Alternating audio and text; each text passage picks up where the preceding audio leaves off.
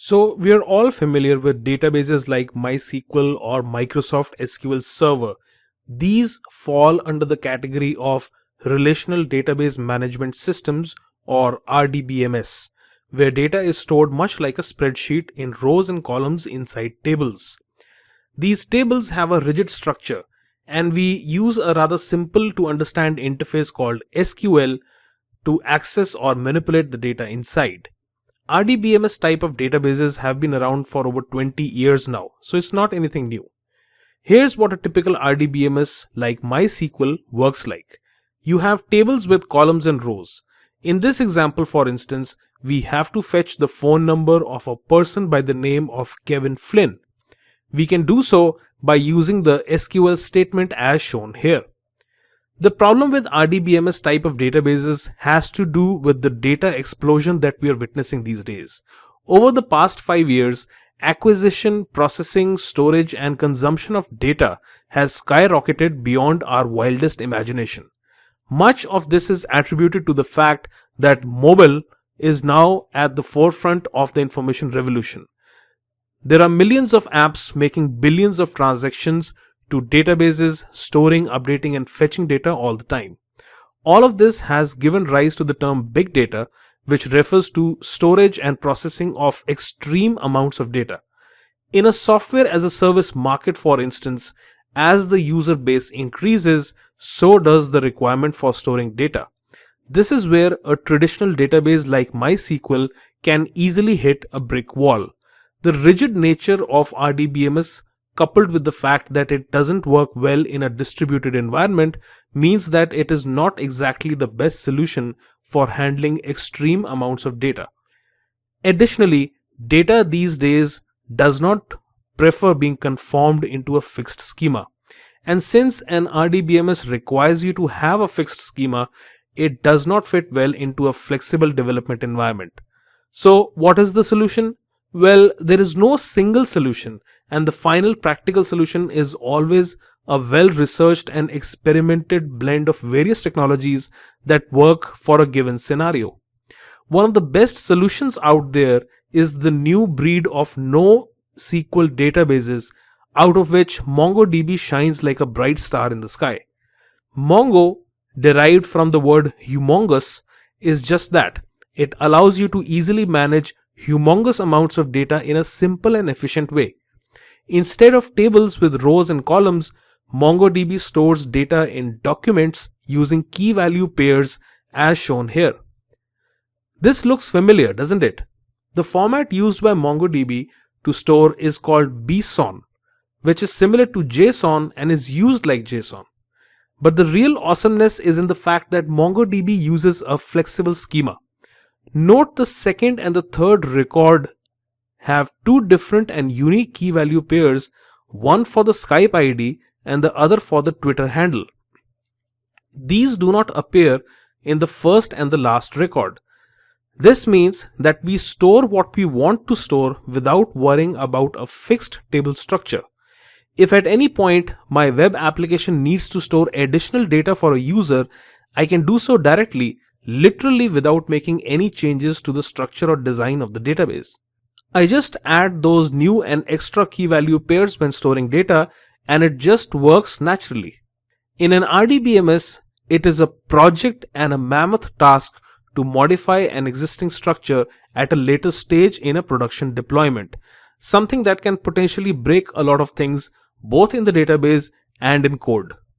No such problems in MongoDB. Mongo also supports different kinds of data formats as well as structures. Here we see formats like numbers, strings, arrays, and even a one-to-one data structure where JavaScript object is stored as the value of a key. Now, in cases where a user might have more than one address, we simply add another object and it works. No need to create a separate table or a column for such cases. This is a one-to-many relationship that can be easily deployed in MongoDB. Every record in MongoDB gets a unique ID as well. Normally, developers have to resort to all sorts of techniques to generate unique identifiers, but Mongo takes care of it. So if you come from an SQL background, which typically I assume most of us do, then here's how MongoDB differs in terminology from its SQL counterparts. A database is still called a database in Mongo, while a table here is known as a collection, since tables need to have rigid structures, whereas the document nature of MongoDB means that you can have a flexible schema. Every row of data is called as a document, and every column is a field or a key that has a value attached to it. In terms of usage, here's a small snippet to whet your appetite. In SQL, we use the select statement to fetch columns from a table, and we can optionally use a where clause to filter down the records to those that match the filter. In Mongo, we use db.collectionname.find, and in the brackets we simply pass in an object with a given key value pair. This fetches us the rows that we want.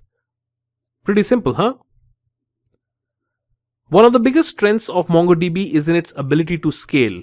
This is one of the biggest reasons why Mongo or typical NoSQL databases are gaining popularity.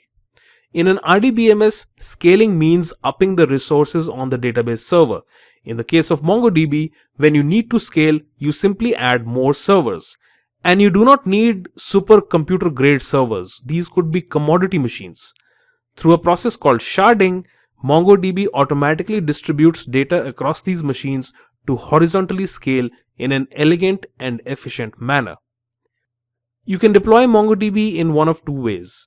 You can either install it on your own server or cloud infrastructure, in which case you're the administrator responsible for deployment, maintenance, and scaling.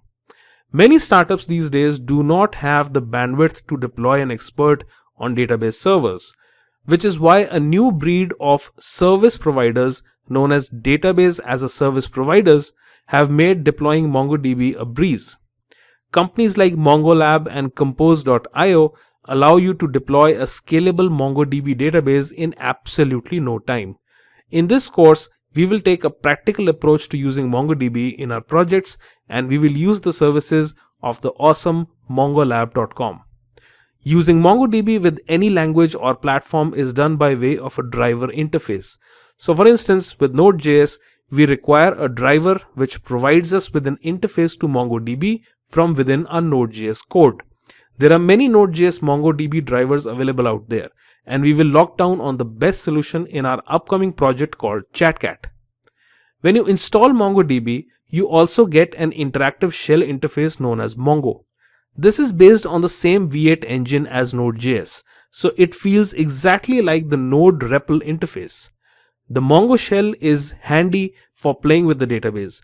Numerous GUI-based tools are also available for MongoDB, such as RoboMongo. You are free to try these out.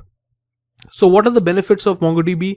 Well, Mongo excels at reading and writing data at awesome speeds, which is perfect for modern day web apps and big data solutions. Mongo is very highly scalable with a high degree of availability. Scaling up means adding commodity level servers with no need for very specialized high-end hardware. MongoDB uses JSON style documents to store data that do not have a fixed schema, making it perfect for web apps and companies who want to flexibly grow with the times. And as with any other language, Mongo works brilliantly with Node.js as well. It is not surprising that MongoDB enjoys an amazing customer base, including big names like Forbes, Expedia, and MetLife. Companies that have to process millions of database transactions every day are actively using MongoDB and getting fantastic performance, stability, and scalability. Now in this course, we'll be using MongoDB through mongolab.com. MongoDB is a complete subject in itself that warrants its own dedicated course, and therefore it is only practical that we deploy a production-oriented solution rather than cooking up our own, which would tend to distract us completely from the subject of this course. We will therefore install MongoDB on our local machine to use the Mongo shell interface to play with the basic interface. However, we will still use mongolab.com for our production level deployments. We will also analyze two popular drivers or interfaces to Mongo in Node.js as mentioned earlier.